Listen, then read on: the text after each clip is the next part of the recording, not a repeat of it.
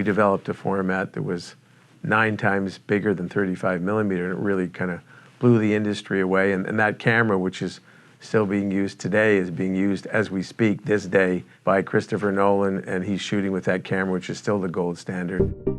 He is the Executive Vice President as well as the Chief Quality Officer for IMAX, and has been involved in post-production for IMAX films, including Christopher Nolan's Dark Knight, Dark Knight Rises, and Dunkirk. Moving Images recently had a conversation with David Keighley. Yes, Harry Met Sally is not something that is really for the IMAX venues, because they tend to be big, spectacular images, and we repurpose the picture because, of course, we have a higher dynamic range and higher brightness, and we have our DMR technology that degrains and sharpens. We also remix the sound into our proprietary sound. We have a new 12-channel sound system. So it's always about trying to make the movie the best experience possible and being consistent in those 1,100 theaters around the world. We have a knock center that interfaces, with every theater, and so we theoretically know exactly what's happening in those theaters. Other thing that we do is we're very appreciative of input from customers, and we have a card at the end of every movie saying this has been enhanced by IMAX. If you have any problem with the images or the experience, please contact cqo@imax.com. That's me, and I sit, and when do people go to movies? Fridays and Saturdays. So what do I do on the Fridays and Saturdays? I'm scanning my email pretty well constantly, and I'm getting back to people almost instantly. And no matter how distressed they are of some experience, it could have been too much popcorn on the floor or an angry audience member, I answer them right away, basically. I pride myself in that. And that just, they can't believe that somebody actually answered their questions. And so that's IMAX's commitment to quality around the world, to listening to the customers, and sometimes they've got really good points, something we might have missed. And they're so appreciative that it's not a boilerplate answer, we'll get back to you Monday. If you get back on to them on the weekend, they're your friend for life. They're going to come back.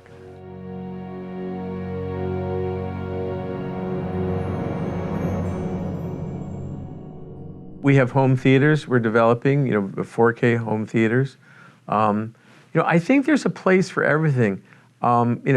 Technology has evolved to the point where, if you want to see it on your iPhone, you can, and I'm not sure I really want to do that, but quite frankly, I'm sending some images.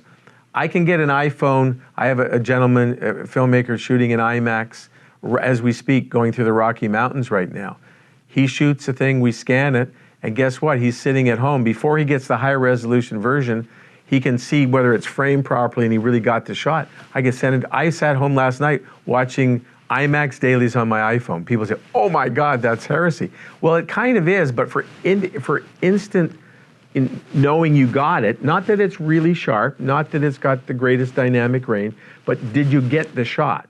And then we've probably looked at it in 35 or IMAX. I'll tell them that, and they'll eventually get it. But for instant, gratification, which we all kind of seem to need today, especially the younger filmmakers, I can give it to them right away. And that was so cool because you just couldn't do that 20 years ago. So there's a real melding of the new technology with the old technology. But since it was shot in IMAX, I guarantee you there isn't a digital camera in the world that's going to get those images as good as you can get in an IMAX frame. Because it's literally 12K, that's full bandwidth, red, green, and blue, by 18K, and there's nothing that'll touch that.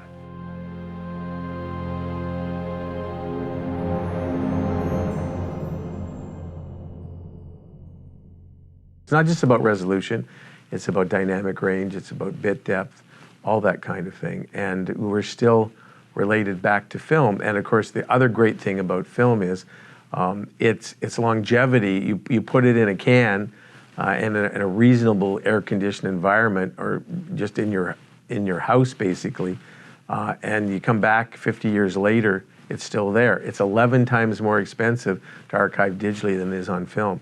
And it's amazing how many people don't know that. It's important to remember where we came from, and SMPTE was so important in developing the standards with Edison and George Eastman. Like, I think how wide should it be, and they said this, and that became 35 millimeter. But SMPTE codified that for everybody, and the pitch 1866 for negative 1870 for print. That's very important. But we built on film, and digital enables us to fix a lot of things we could never fix. But if you don't keep film, as I said before, it's 11 times more expensive. It's going to be very difficult to keep all these images, all these great things that are shot by Showtime and Netflix or whatever. Yes, it's on the cloud, but I really worry that some of these great television shows, if you look at All in the Family, it was only captured in tape, and look at that at 16:9 today. And look at, it looks terrible. Look at I Love Lucy, it looks great. 3-camera, remember Desilu, he's the guy who invented that. And so I think that some of these great television shows, although they'll never see theatrical release, if they're not put on film, those producers, their great-grandchildren will never see that. But they'll see I Love Lucy, and I think you got to remember that.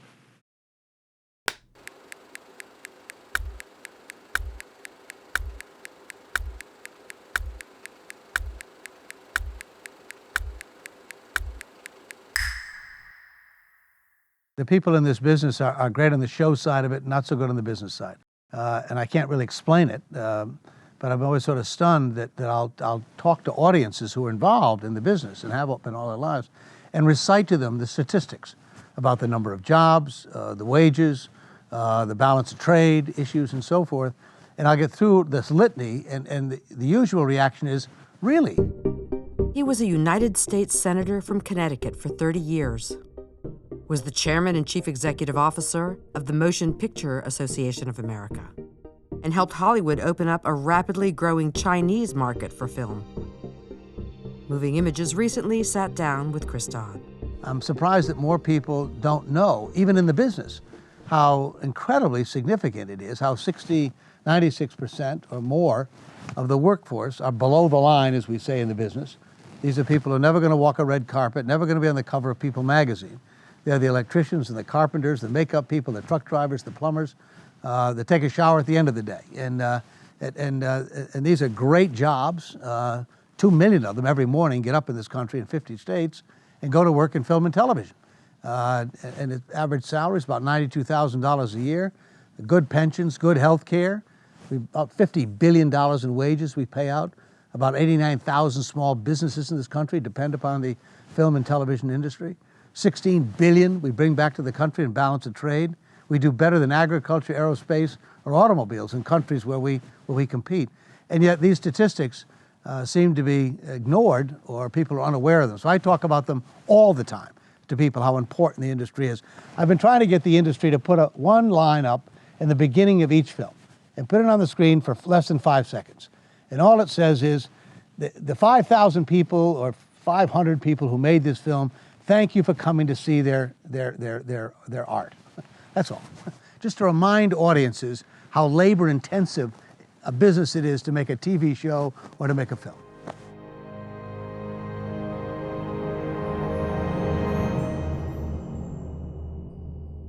Ten years ago, total revenues in China were about $120 million. Last year, it hovered around $7 billion. We do about $10 billion worth of business in the United States and about 27, close to 28 billion worldwide. So you get a sense, about 75% or more of the revenues now are coming offshore. And clearly China, if it continues on the pace it's going, will be the single largest box office market in the world. They're building 20 to 22 screens a day, going up new. They'll get to about 60,000 before long. They're getting really good at their domestic production. So it isn't just a question of bringing our films in. They're actually getting much more sophisticated, and that has happened overnight. And look, I think it's terrific. I wish every country would protect and be jealous about its ability to create great films and great television programming. You build an audience, that's a chance I'm going to have access to that audience. And so it helps my companies immeasurably. Today there's a lot of co-production. There are no limitations on the quotas in China if you have a legitimately co-production product that's available. And I think talent and ideas, today you're watching these films are not just US-centric in their storytelling, they're becoming far more international in their themes and subject matters, which is appealing to a larger audience all the time. The emergence of platforms that you and I wouldn't have even imagined them a few years ago. We're not talking decades ago. Today, audiences in remote parts of the world, with the digitization of the industry, are going to be able to watch and see programming they couldn't have even thought about seeing 5 years ago. So this is exploding with all new content creators emerging in the business, people who are just technology companies, now not only technology companies, but content creators as well. That's just fantastic what's occurring. We're living really in the golden age, an unimaginable age.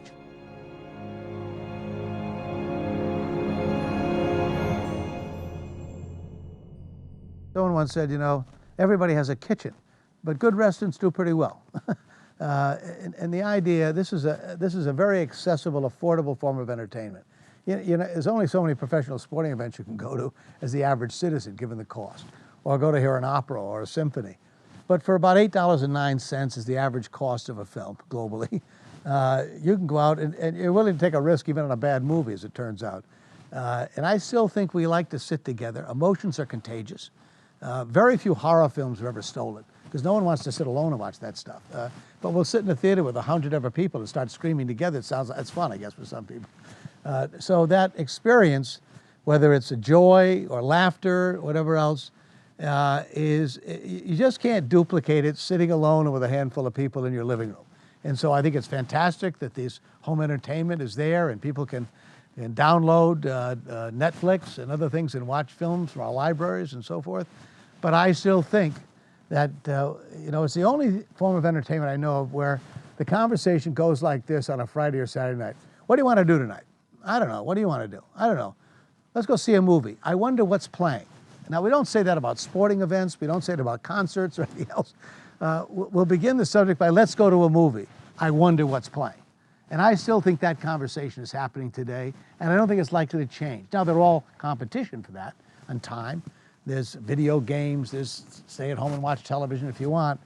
But theater's still, with a good product, a good story, being well told, it's still an enjoyable way to spend an evening. I was talking to a great friend of mine who's probably made 400 films. And on the phone, we were talking about a new film he has coming out, and he said, I can't get him in it. The distributors don't want to pick this thing up. I think it's a great film. I said, well, Mike, what's new?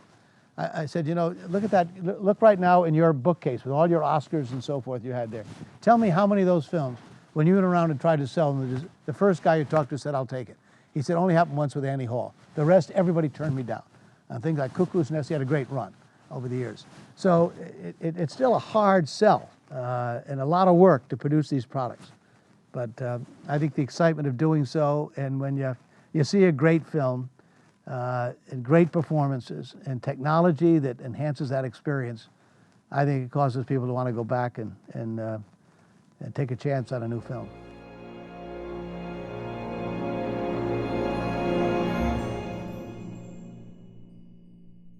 This society of these motion pictures and television engineers deserve a great deal of credit. I talk about them all the time, not specifically the society, but reminding audiences in this very room when I host a film here or host a discussion with someone that you need to understand that these are working people who make this.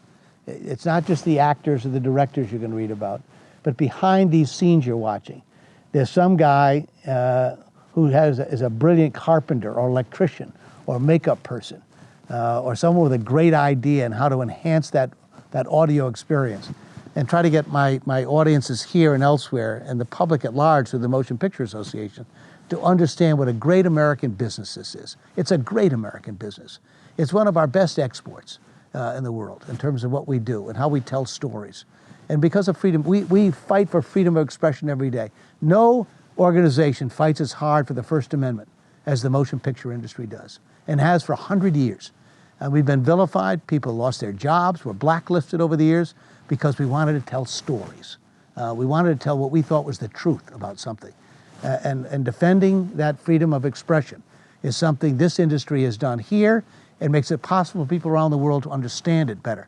I've been told by people, I don't like your politics, I don't like what you guys do in foreign policy, but you amaze me every year. You not only tolerate the film industry to criticize your private, public, nonprofit institutions, but then you give them prizes for doing it at the end of the year. No other country in the world does it like we do it.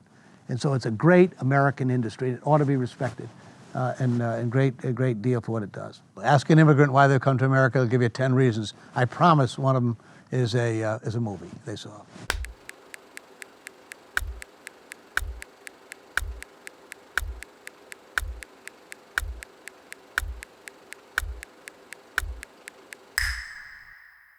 We have to let the market dictate, what really is interesting, what will people pay for, because we can make great movies, but if nobody knows about them and nobody's willing to buy a ticket, then it really doesn't help much. So we have to follow the box office leads and see where our customers want to take us. She is the Senior Vice President and Managing Director at IMAX. She is also the Hollywood Regional Governor of the Society of Motion Picture and Television Engineers, or SMPTE. Moving Images recently sat down with Patricia Keighley. My husband has all of his education in film and photography. We've been married for 46 years, and so this is sort of the family business. We built up the post-production business, the large format post-production business, starting in 1972, and we've evolved with that business through 2D film, 3D film, digital, laser, and all the variations on the theme since that time. So I've just become interested in it because that was his passion, and I helped him to build that business.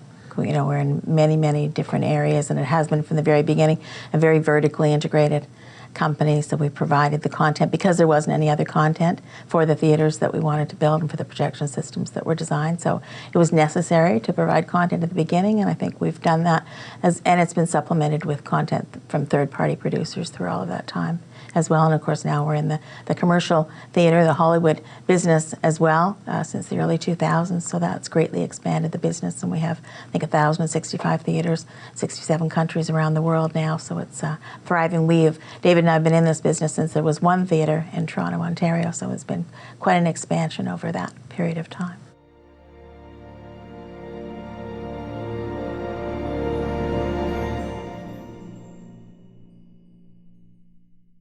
.3D is definitely fading. I think, to me, 3D makes a lot more sense for a documentary film where it's perhaps 40 minutes long. The editing pace is very different, so the shots are held on the screen for a long time, so you really can take advantage of that 3D that's in the shot. And when you're looking at Hollywood content and there's a lot of fast cut editing going on, it's difficult sometimes to appreciate the 3D in those situations. I think enough to have the 3D glasses and the extra cost for tickets sometimes are a lot of hindrances. I think people are getting over the 3D. It's still valuable in certain situations, but 3D won't make a bad movie good. I think you still have to go back again to having a good story, and the 3D may enhance it in some ways, but you still have to have the good basic 2D story on the screen first.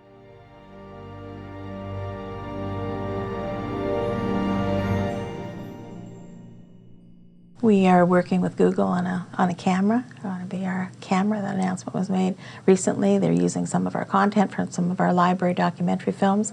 We have an agreement with Starbreeze, a company that has a very interesting viewing device that is much higher resolution than the others that are out there. We're working to provide content for them. So we're very involved in that space. We're going to have some VR arcades or IMAX experience venues open, I think half a dozen of them within the next several months. It's interesting. It's a big shiny new toy that people want to play with and want to have fun with. It's exciting, but we don't know how to monetize it as an industry yet, and we're working on those solutions. I think for education purposes, it's a tremendous asset, and that's a really great way to use it. Can you imagine being a medical student and learning about the human body or about how to operate or something using virtual reality and being able to actually feel as if you were in that situation? I think, remote learning situations using VR have tremendous potential. So I think, I think it's just the opposite. I think there are lots of great ways to use VR, not only for entertainment, but for education as one of the main purposes of it.